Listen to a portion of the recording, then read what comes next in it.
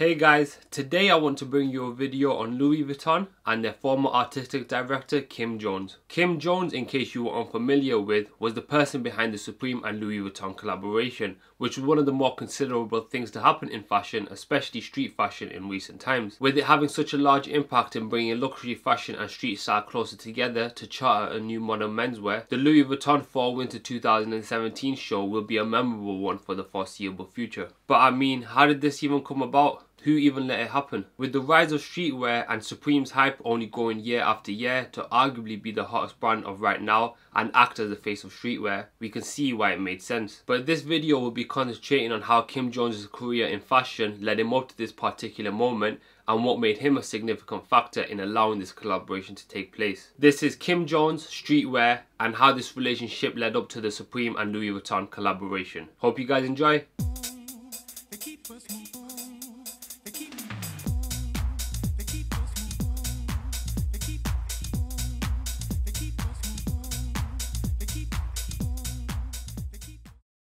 Kicking it off, we can start with Kim Jones and Central St. Martin's of London, as this was the college Kim attended with no prior fashion experience and was fortunately accepted onto his course studying menswear. During his time here, Kim worked a job at cult brand and distributor Gimme 5 to support himself. Gimme 5 already had their fingers in streetwear, so this was an opportunity for Kim to be further exposed to the world of streetwear at the time. During his time here, Kim grew close with the owner of Gimme 5, Michael Koppelman, and Koppelman was able to introduce Kim to the likes of Nigo of Bape, Jun Takahashi of Undercover, and Hiroshi Fujiwara of Fragment Design. All relevant figures to streetwear, including Michael Koppelman himself, who played a big part in importing streetwear to London in its early days, bringing those Japanese brands as well as US brands such as Supreme to the UK. Funnily enough, Kim found himself unpacking deliveries of Supreme whilst at Gimme 5. Kim eventually graduated from Central St. Martin's in 2001-2002, and his graduate collection caught the eye of designer John Galliano, liking it so much that he bought half the collection from Kim,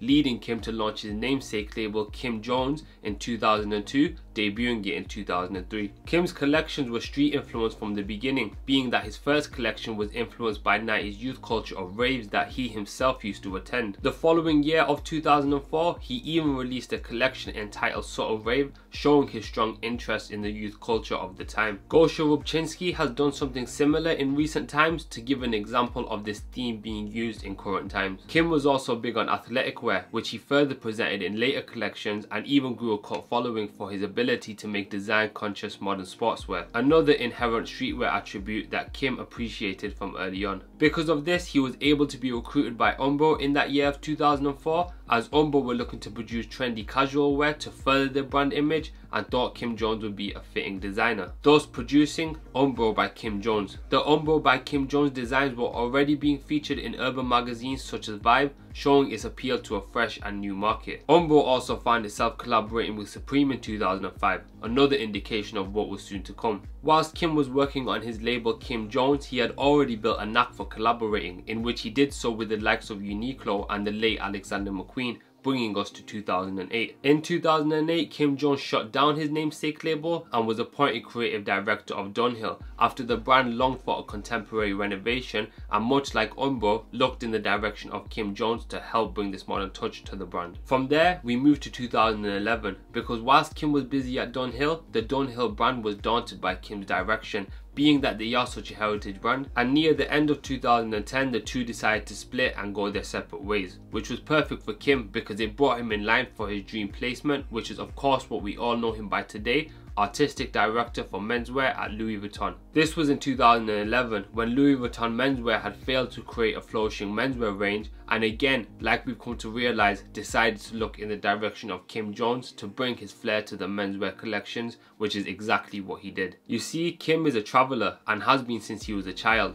So not only did he fit in with Louis Vuitton's heritage of travel, he was also able to bring his contemporary touch to mix the two together without compromising his or the brand's integrity. Now I want to talk about Kim's streetwear influence within the Louis Vuitton brand, and that starts right from the beginning with his first collection of Spring/Summer 2012. A highlight of this show was that Kim produced varsity jackets with a heritage Gaston Louis Vuitton logo printed on them, presenting such a traditional logo in a new and contemporary way. The logo was also placed on the jacket, two great outerwear pieces for streetwear enthusiasts, and having logo placement on them was very appealing to the modern market. Following on from that was the following year's Spring Summer 2013 collection. This year, Kim would work with Kyo Hirata of Capital to create borrowed denim pieces which mimic Capital's own patchwork designs, which are admired in streetwear, as well as fit in with the repaired trend we've seen enter the culture in the past with needles, making these pieces perfect for streetwear style. The fact that this was done with Kyo Hirata makes these pieces even more special,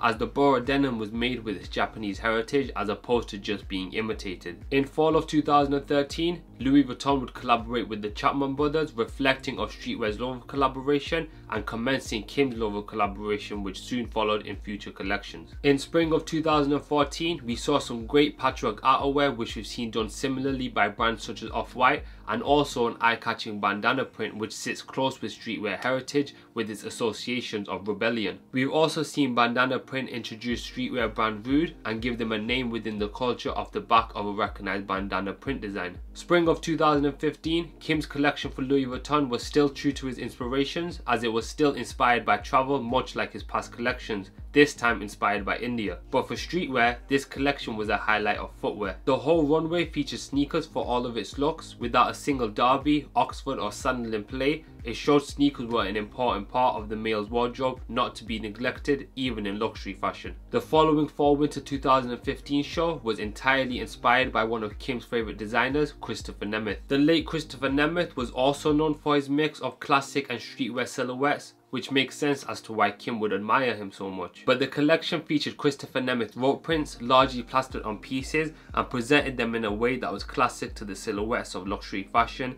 yet loud enough to disturb the cleanliness of the coats and jumpers they were etched onto, making it a strong execution that I'm sure Christopher Nemeth would have enjoyed. Moving on to 2016, this was when Kim first collaborated Louis Vuitton with Fragment Design. This was a collaboration that would unite luxury fashion with street style, producing luxury goods in the classic Louis Vuitton monogram, but instead blacked out to create exactly what the collaboration was hoping to achieve, an infusion of street style and luxury fashion. In a similar approach, we saw Kim use this tactic in spring summer of 2017 as Louis Vuitton released a blacked out version of the bandana print shirt we saw released in spring summer of 2014. This release was certain of its streetwear appeal, and it released as a Dover Street Market Ginza exclusive. And this brings us to the following season from Louis Vuitton, the fall winter 2017 show, or better known as the Supreme and Louis Vuitton collaboration. This was a monumental feat for streetwear because it brought it to luxury fashion with no way to avoid it. With its largely branded pieces across its accessories and its garments,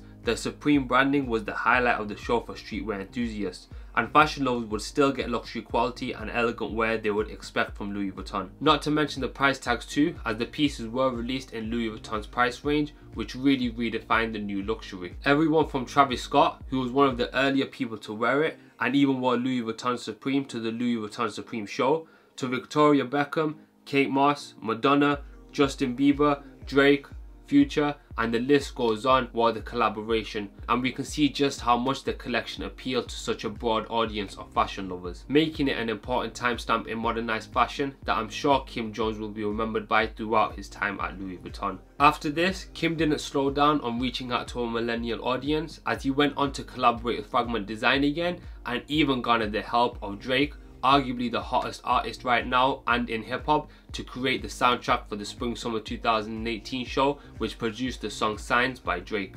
I can say no. You wanna drink like Beijing and dance like Trini. Yeah. You want a supermodel pose like your real friend Winnie. Yeah.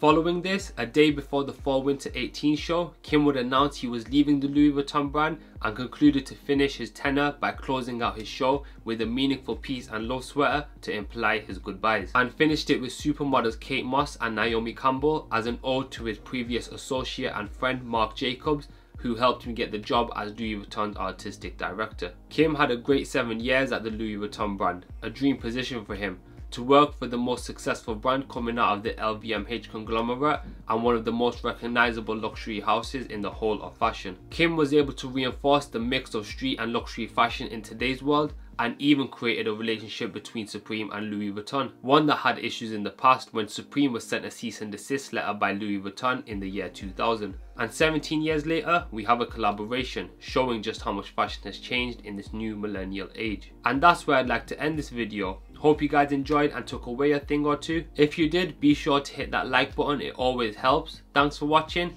and be sure to subscribe if you haven't subscribed already, because I do have some more videos coming your way and some more content like this. But until then, thanks for watching, and I'll see you soon.